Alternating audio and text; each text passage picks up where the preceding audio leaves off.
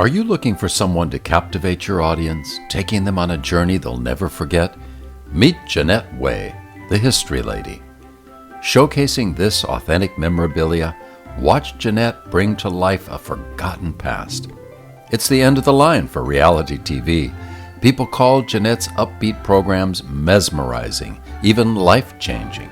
She's fascinated live and TV audiences for decades. Okay, ready to go back in time?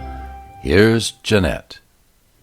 So now that we're all confused, one lady said yesterday, what are we going to do with the history books? Well, how many times have I come here and I told you something that we had learned all these years that is no longer the truth? And one of the simplest things is the fact George Washington's teeth. What were they made out of? Now we know they weren't wood. They were animal bone, and they were such a misfit that when he ate, he had to take his teeth out. So everything we learned about President Washington was not the truth. It was fabricated by one man, and his name was Parson Weems, W-E-E-M-S. And Parson Weems wrote a book.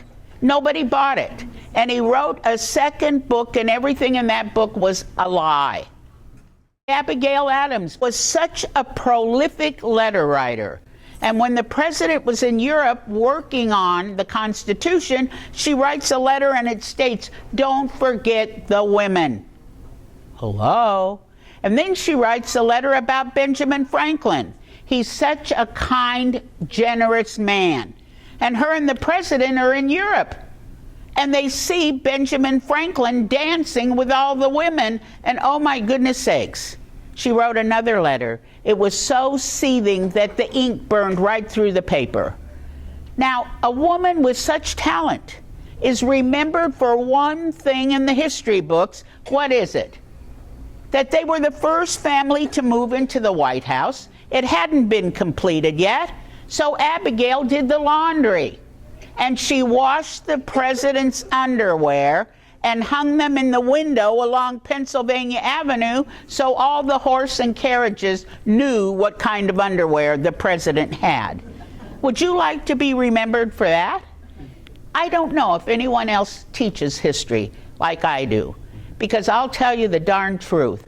I disliked history so much. Oh, my teachers were boring.